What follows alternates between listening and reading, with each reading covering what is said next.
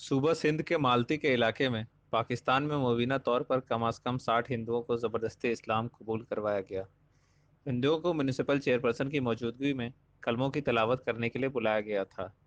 ہندو، جو پاکستان میں ایک اقلیت ہیں، کی تعداد 45 لاکھ ہے، یا پاکستان کی آبادی کا لگ بھگ 2% سے زیادہ، جو زیادہ تر سندھ میں مقیم ہیں، جو ایک عرصے سے اس ملک کے کثیریل ثقافتی خطے کے طور پر دیکھا جاتا رہا ہے۔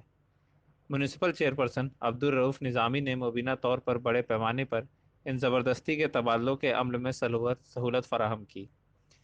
ایک فیس بک پوسٹ میں انہوں نے کہا، الحمدللہ میری نگرانی میں 60 لوگوں نے اسلام قبول کیا ہے، ان کے لیے دعا کریں۔ نظامی کے ذریعے شیئر کی گئی ایک ویڈیو میں دیکھا گیا ہے کہ ایک اسلامی عالم دین ہندو لوگوں کو کلمہ پڑھا رہے ہیں اور ان کی مکمل تبدیلی کو یقینی بنا رہے ہیں۔ زبردستی تبدیلی کا یہ پہلا واقعہ نہیں ہے جو پاکستان کے سندھ سے بتایا جا رہا ہے۔